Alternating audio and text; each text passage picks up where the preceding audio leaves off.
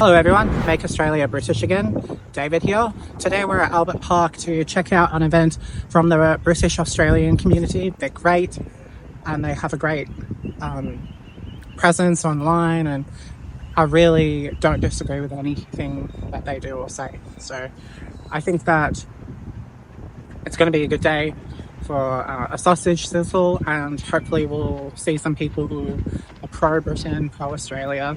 Oh, and happy Australia Day. Hey everyone, so we made it to the event and have a great day. So we've got HP sauce here as well, which is very British. So how do you feel about British culture being lost in Australia? It's disappointing because I think it's important to sort of respect our history and our ancestors. A lot of people want to hate British culture and British heritage, and I think it's important that we acknowledge it and realise that if it wasn't for, the British coming here in 1788, that, we wouldn't be here. Like, we wouldn't have modern civilization. We wouldn't have, running water, schools, roads, sewage systems, hospitals, all those things that, a lot of people just take for granted. And what would you say to the protesters today if you could advise them on what you think they should do? Protesters. Oh, like what would you say to the people who are standing against our heritage today?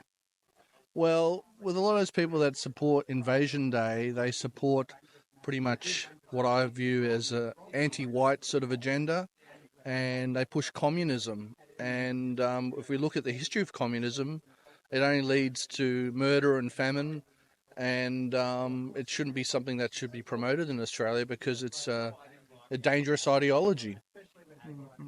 Absolutely. And how do you think we can try and preserve or maintain or bring back British culture in Australia?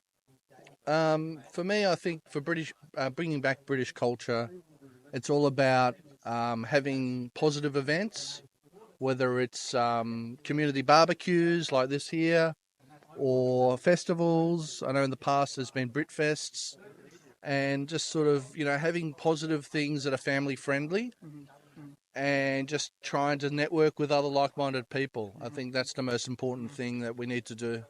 Last question. Do you think we need the British in Australian nationalism, or like what would you say to those people who kind of separate Australian history and nationalism from the British? I think we need to include it because, without the British, we wouldn't be here. A lot of Australians are of British and Celtic heritage, and we shouldn't be too divisive with that. We should be more all-encompassing, I think. You know, a lot of people want to sort of make it about the British being sort of anti-Irish and all those sort of things, but it shouldn't be about that. It should be about, Yeah, it's a union. yeah, it's a union. It's about people of British or Celtic heritage or European heritage all working together, networking, supporting each other. And it's important to have national pride because today on January 26th, there's so many people out there, like you said, that are very hateful, and it's not a day for that. It's a day of happiness and celebration, having barbecues, spending time with family and friends, and, there's nothing wrong with that. And people want to talk about, so-called horrible things that happened in the past, Aborigines and all that. And they don't realise that Aborigines did horrible things too. They attacked British settlers, they attacked the squatters, and, the past is the past and you can't change that.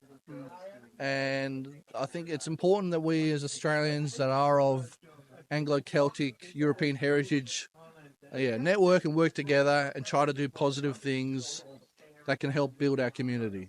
No more brother wars. That's correct. No more brother wars. We should be working together. Right. Thank you for your time. Thank you. If you really like what we're doing here, please subscribe to my YouTube channel and donate to my patreon.com/make_Australia_British_again. We'd love to have you on the channel, and please follow all my social media as well. Let's have a great day. So I'm here with Tristan, and we're going to be discussing Australia Day. So, what would you say to protesters and people who are very vehemently against our heritage today? Well, I would say that if it wasn't for the colonisation of Australia, most of them would not be born because people like that's 200 years of genetics just that would not exist. Not to mention, I understand the concerns with regards to like the Aboriginal community and the issues that they have, but the Aboriginal life expectancy has increased drastically since colonialisation. Yeah, that's what I'd say on the matter. So, do you think that what would Australia be without British colonisation? Well, Australia is a very large country, which is pretty obvious if you look at the map. So if the British didn't rock up, I think either the Spanish, Portuguese, maybe the French would have just taken it for themselves, and it would just be a completely different nation entirely. So, when it comes to what do you think we can do going forward to counteract this attack on Australia or British Australia? Well, I've never really met people who support tearing down statues, especially the way that the cultural Marxists have done. Yep. But we do need to there's a part of us in our hearts that will always remember those statues, and that will never be taken away. And maybe and eventually one day we will rebuild those statues. We'll build more. We'll double their numbers, and they'll be grander and bigger. But the cultural Marxists, I guess this is a good allegory for it. Is that with the cultural Marxist, what took a genius years and years and decades to build can be destroyed by an idiot within 10 minutes. Give black people rocks and they'll use it to destroy a city. Give it to white people and they'll build an entire city. Yeah, you could say that. Yeah, I mean the harsh way of putting it, obviously, but it's just the reality, especially since the apartheid in South Africa and so on. Yeah.